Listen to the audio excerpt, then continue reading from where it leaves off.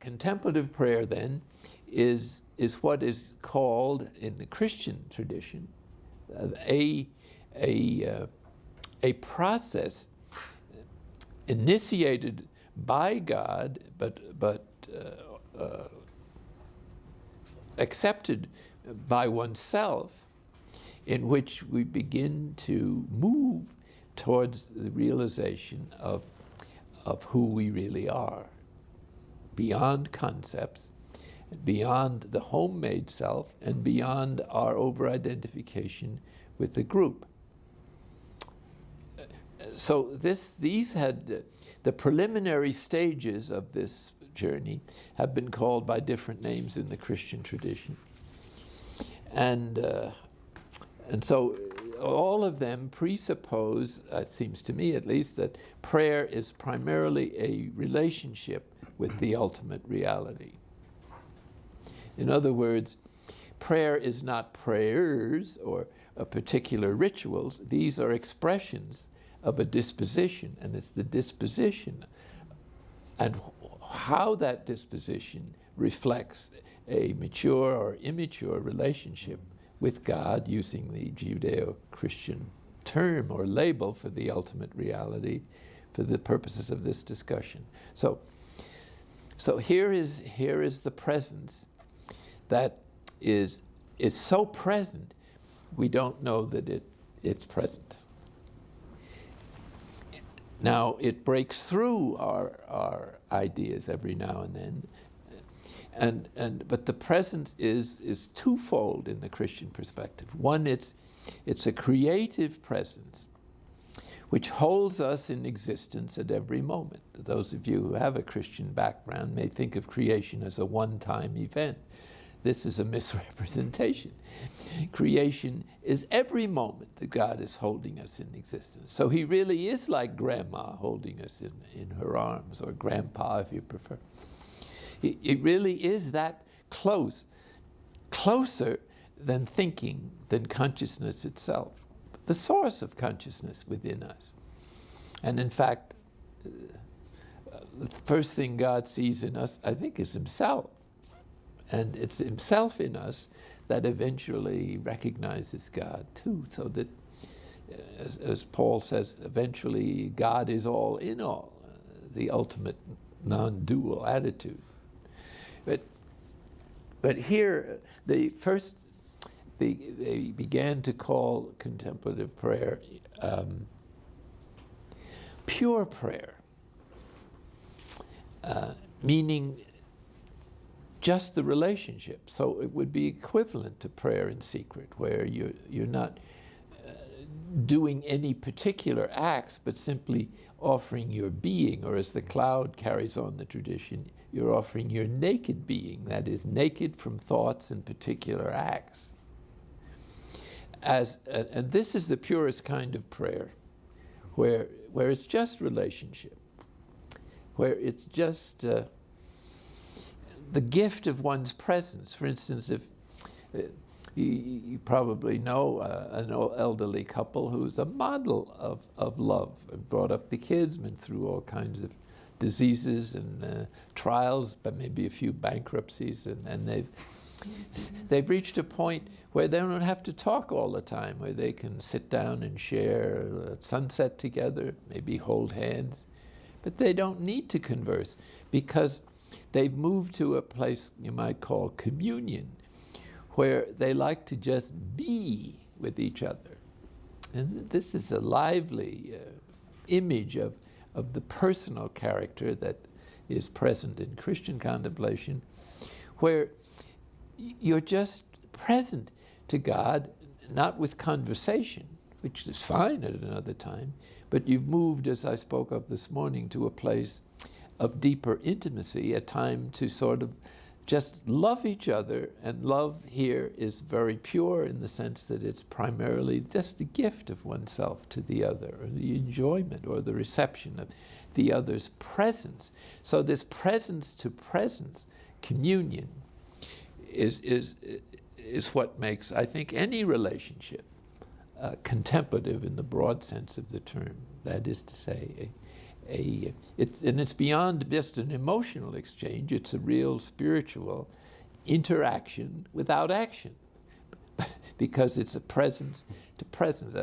It's suggested again in Mother Teresa was asked once, well, how do you pray, Mother? And she said, I just listen to God.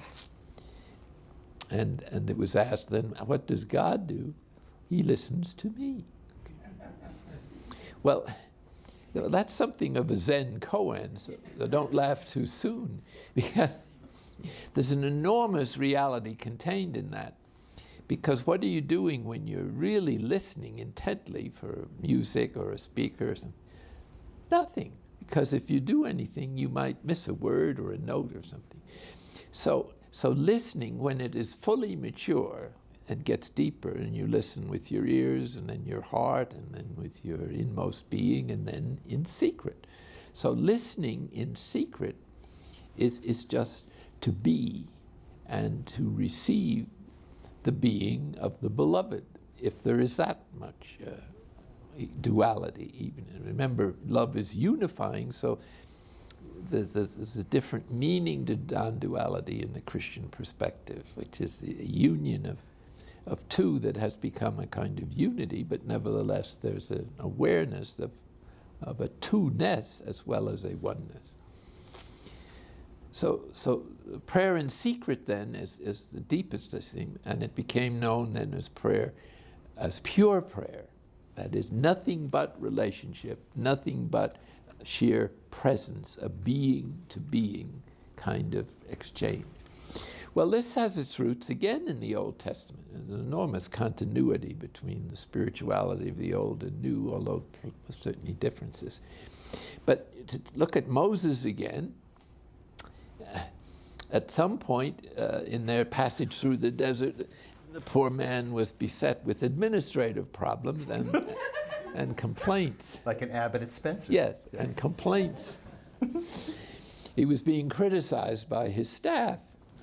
And so God said to him, bring these people to the tent of meeting, which was the place Moses hung out to be refreshed in this difficult journey through the desert.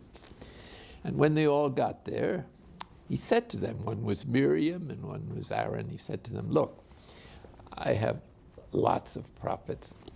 I'm paraphrasing. Some I speak to in dreams, some I speak viva voce, some I talk to. But with my servant Moses, listen to the pride in God's voice, I speak mouth to mouth. Sometimes it's watered down to read face to face, but it's the same idea. No intermediary. Someone brought up the subject of intermediary. But this indicates God's delight or pleasure in being, relating to people mouth to mouth. That is, without the intermediary of thoughts, words, or particular actions, but a sheer naked being to naked being, and this leaves the self out, because the self has its own projects and thoughts, even when it's a fairly advanced in the spiritual journey. So what is a mouth-to-mouth conversation? As far as I could tell, it means a kiss. Isn't that what usually happens, mouth to mouth? So this is the symbol of God's passionate love for the human species and its individuals therein. So this is a revelation of God's desire to give himself to us. Because what are people expressing when they're passionately kissing on the mouth? You can tell me. You should know. What it means, it seems to me, I'm in a better position to see the symbolism of this, I guess, is that person is trying to pour their love into their beloved, that is to say, or possess the beloved. They want to become one with it, it's an aspiration or a sigh or a breathing that is very intense and expresses the inmost heart. And And so this is what it means, that Moses would like to have this kind of relationship. Not just with Moses, God bless him, but with, this is the way it is. And this is why it's so unbelievable that people don't believe it. In other words,